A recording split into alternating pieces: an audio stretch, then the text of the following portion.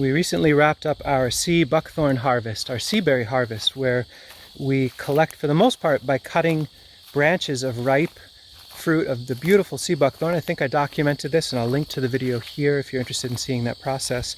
And we've got a bunch of really lovely cultivars in our landscape that offer nice, large, compelling fruit that freezes well and then shatters off the branch nicely.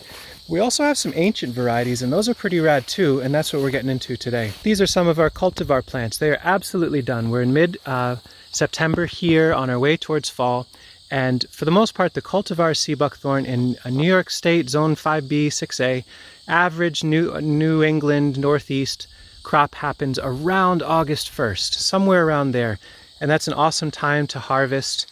In the middle of the summer, peaches are happening and other nice fruits you can mix with that. We freeze these, but you can see the crop is done and we're entering fall, and we've got another round from somebody very special. It's a lot of diversity in the realm of the sea buckthorn, and most of the stuff that's out there are like the named cultivars, Radiant, Gardener's Gift, and the like, and they're amazing. But then there are these older ones that basically a lot of the breeding work was centered around moving away from this. These are a little bit spikier, if not a lot spikier. I mean, pretty darn thorny. And the fruit is a lot smaller than the cultivars. But here we are coming into fall equinox, and the crop is just starting to set up on this plant. Extremely productive, lots of thorns. The quality of the fruit, the flavor of the fruit of the older varieties or the unnamed, more feral wild varieties, they're extremely good. And that plant's just getting started. That's one we grew up from seed a couple of years ago and makes a decent crop at this point. But this is a thicket. There's a male in front of me here, also seedling grown, where these ancient female varieties crop so heavily, they break themselves in putting on a crop like that. So I've got loppers and a cart attached to my riding mower. I'm going to chop this out, and most of this will go to our chickens. It's easier for them to harvest this. We could flash freeze these and shatter them and winnow them off, and I will do that with some. But I want our chickens coming into the fall to get a huge boost of nutrition. So normally you'd never seek out old varieties like this. They're tattered with thorns all over. The fruit is small. It's hard to pick. But you can freeze them if you want and shatter them, or maybe even better yet, use them as an immense harvest for your animals in your life. And just to see here, just to be able to get our pathway back, I need to cut some of these back. The old varieties crop so heavily, they absolutely pull themselves over. And they're so ancient and feral and hardy and robust, you can cut them super hard to get that crop and get your walkways back and get many, many pounds, pound after pound from some of these. So this is probably, you know, I'm looking at many thousand of fruit in this one spot.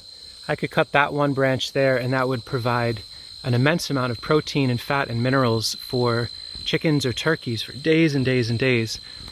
I could leave that one for the wild birds here and just work on hacking my way through some of this so I can get a walkway again. This gets us to the other side where there are more seaberry.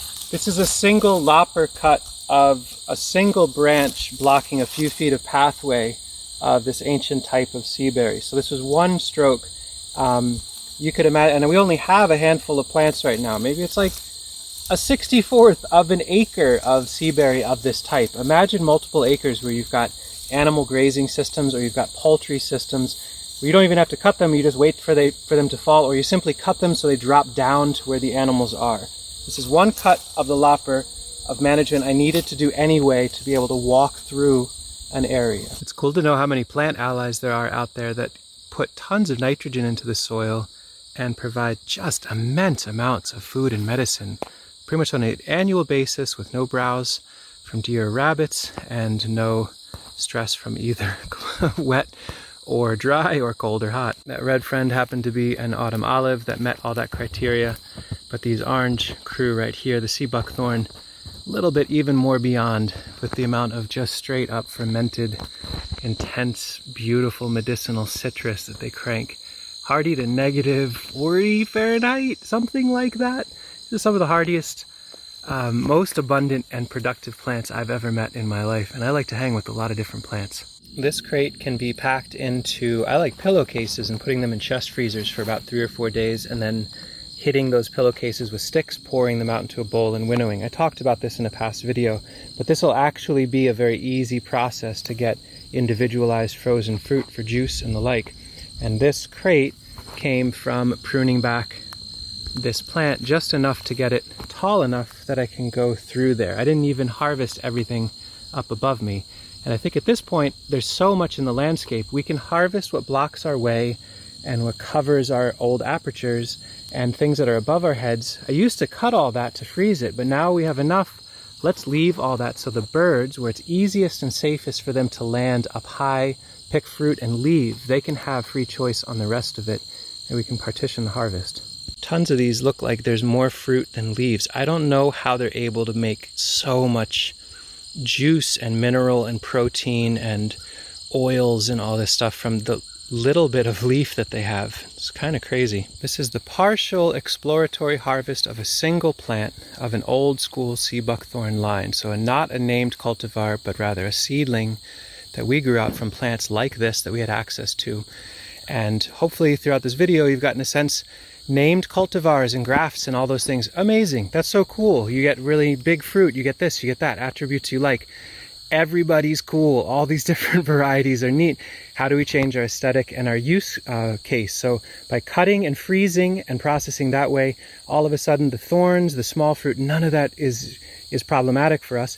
And letting it over ripen and cutting those and dropping them in a chicken yard creates 1 degree of separation from all that medicine going into us, but letting our hens have an immense amount of joy too.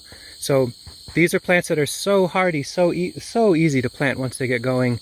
You need male and female. We'll try to save enough of seed of this type that we can offer both nice cultivar known male and female, but also the spikiest, smallest, late-bearing, wild, crazy, cranky, fall-over types that we can. So we have the most diversity, the most resilience, and the most joy. Off in the distance there is the rest of that plant, glowing orange beacon above the autumn olive right next to them. There are some bur oaks and Japanese walnuts that are planted in this same area that are meant to be the longer term successional pattern. And so these nitrogen fixing, high fruit bearing shrubs are there to facilitate succession into a more stable, pretty much entirely native nut bearing canopied system down the road as I enter into older age and I go from almost entirely gray to fully gray. And we'll let all these cool kids crank as much food and medicine out into the world as possible, interact with it as much as possible, and leave as much as we possibly can, which happens by default for wildlife, and feel appreciation for all these different layers. Thanks for watching.